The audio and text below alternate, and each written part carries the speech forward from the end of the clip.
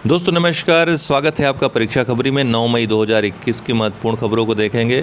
Covid प्रबंधन प्रकोष्ठ, भारतीय सेना ने इस प्रकोष्ठ का गठन किया है ताकि नागरिक सेवाओं के जो अधिकारी हैं उनके साथ मिलकर के समन्वय स्थापित किया जा सके, सेवाओं को सर्वोत्तम तरीके से पहुंचाया जा सके। तो देश भर में कोविड-19 संक्रमण संबंधी मामलों में हो रही वृद्धि के मद्देनज़र भारतीय सेना ने सभी कोविड संबंधी सहायता कार्यों के लिए संबंधित नागरिक अधिकारियों के साथ समन्वय करने के लिए कोविड प्रबंधन प्रकोष्ठ का गठन किसने किया है? भारतीय सेना ने। यह प्रकोष्ठ महानिदेशक स्तर 3 स्टार रैंक के जो अधिकारी होते हैं उनके तहत काम करेगा, जो प्रत्यक्ष तौर पर सेना उपाध्यक्ष को रिपोर्ट करेंगे।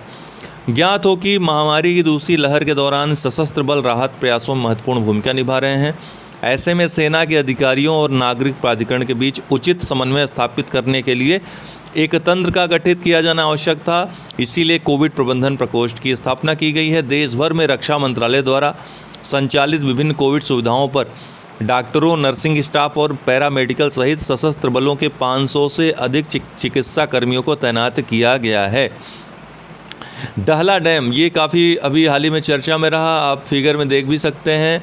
अफ़गानिस्तान के दक्षिण में कांधार एक प्रांत है, वहाँ पे दहला डैम ये स्थित है। दहला डैम ये अफ़गानिस्तान का दूसरा सबसे बड़ा डैम भी है, दूसरा सबसे बड़ा बांध भी है। एक बात ध्यान रखिएगा, हाल ही में क्यों चर्चा में रहा, क्योंकि तालिबान ने दहला डैम पे कब्जा कर लिया है।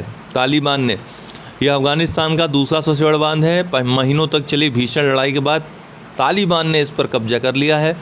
यह अफ़गानिस्तान में कंधार प्रांत में अवस्थित है। दहला बांध अरगंडाब नदी पर निर्मित है। तो ये भी ध्यान रखिएगा, अरगंडाब नदी कहाँ पर स्थित है, तो ये अफ़गानिस्तान के दक्षिण में बहती है। सामाजिक सुरक्षा संहिता 2020 की धारा 142, ये श्रम एवं रोजगार मंत्रालय के द्वारा एक संहिता को अधिसूचित किया गया है। धारा 142 ये कहती है कि सामाजिक सुरक्षा योजनाओं के लिए लोग आधार कार्ड के द्वारा जुड़ सकते हैं। तो ये एक अधिकार प्रदान करता है या सक्षम बनाता है मंत्रालय को सामाजिक सुरक्षा योजनाओं के लिए लोगों से आधार कार्ड या आधार नंबर प्राप्त करने के लिए। सामाजिक सुरक्षा संहिता की धारा 142 क्या कहती है? केंद्रीय श्रम एवं रोजगार मंत्रालय ने आधार की प्रासंगिकता को कवर करने वाली सामाजिक सुरक्षा संहिता की धारा 142 को सूचित किया है। इस धारा की अधिसूचना जारी होने से श्रम एवं रोजगार मंत्रालय विभिन्न सामाजिक सुरक्षा योजनाओं के अंतर्गत अपने डेटाबेस के लिए लाभार्थियों के आधार का विवरण प्राप्त करने में सक्षम होगा। राष्ट्रीय सूचना केंद्र तथा द्वारा national database for unorganised workers को विकसित किया जा रहा है। इस पोर्टल का उद्देश्य प्रवासी मजदूरों सहित असंगठित क्षेत्र के श्रमिकों का डेटा एकत्रित करना है ताकि सरकार की विभिन्न योजनाओं का लाभ इन श्रमिकों तक आसानी से पहुंचाया जा सके। अंतर्राज्यीय प्रवासी मजदूर केवल आधार कार्ड के विवरण के माध्यम से स्वयं को इस पोर्टल पर पंजीकृत कर सकते हैं। तो अंतर्राज्यीय जो प्रवासी मजदूर हैं वो केवल आधार कार्ड का प्रयोग करके इसमें अपने आप को पंजीकृत कर सकते हैं। इससे क्या होगा, उनको योजनाओं का लाभ दूर दराज के क्षेत्रों में मिल सकेगा। हालिया अधिसूचना के माध्यम से सामाजिक सुरक्षा संहिता के लाभार्थियों से आधार संख्या मांगी जाएगी। हालांकि आधार संबंधी यह अनिवार्यता, ध्यान रखिएगा, सामाजिक सुरक्षा योजनाओं के तहत सेवाओं के वितरण में बाधा उत्पन्न नहीं करेगी। अर्थात अगर आधार नंबर नहीं है तो इसका मतलब ये नहीं कि उसको सेवा नहीं दी जाएगी। अगर वो सक्षम है, अगर वो अपनी सक्षमता साबित कर देता है तो उसको सेवा वितरण में जगह मिलेगी, तो उससे इनकार नहीं किया जाएगा। IDBI बैंक के रणनीतिक विनिवेश को मंजूरी। ध्यान रखिए, 2 प्रकार के विनिवेश होते हैं, एक रणनीतिक और एक गैर रणनीतिक विनिवेश होता है। रणनीतिक विनिवेश वो होता है जिसमें सरकार किसी फर्म को पूरी तरीके से उसका जो मालिकाना हक है किसी को बेच देती है या दे देती है। अर्थात 50% से अधिक हिस्सा जब बेच दे सरकार किसी फर्म का तो समझ लीजिए वो रणनीतिक विनिवेश है। 50% से कम हिस्सा अगर बेचती है, अर्थात 49% तक ही बेचती है या उससे कम, तो वो गैर रणनीतिक विनिवेश कहा जाता है। तो IDBI बैंक के रणनीतिक विनिवेश को मंजूरी दे दी है, अर्थात 50% से अधिक।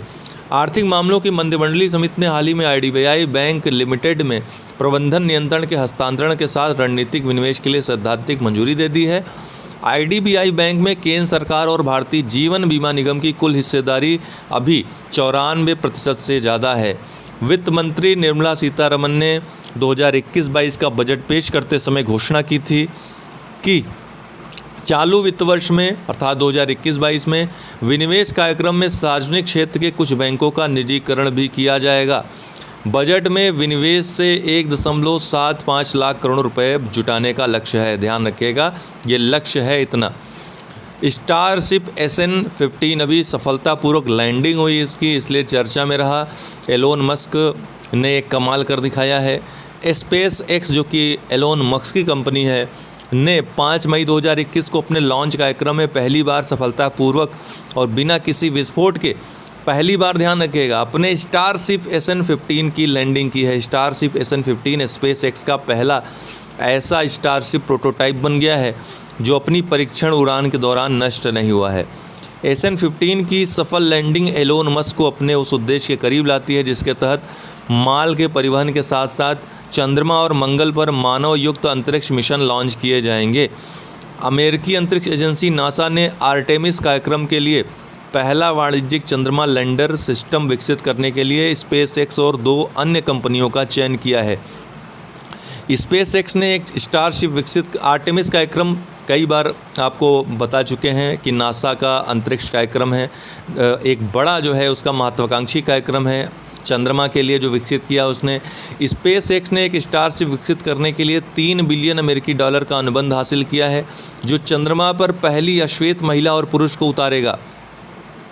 तो ध्यान रखिएगा, आर्टेमिस कार्यक्रम ये नासा का, संयुक्त राज्य अमेरिका का कह लीजिए, बहुत ही एक महत्वाकांक्षी कार्यक्रम है जिसके तहत ये 3 चरण में पूरा कार्यक्रम चलेगा और इसके तहत दक्षिणी ध्रुव में, चंद्रमा के दक्षिणी ध्रुव में 2 लोगों को उतारा जाएगा। यहाँ तक कि आवास भी पहली बार चंद्रमा पे इस कार्यक्रम के तहत आवास स्थापित करने की भी योजना है और इसमें पहली बार एक अश्वेत महिला और पुरुष को, मतलब एक महिला एक पुरुष 2 लोगों को उतारने की योजना है। स्पेस एक्स को भी इसकी जिम्मेदारी दी गई है, अनुबंध दिया गया है स्टारशिप विकसित करने के लिए।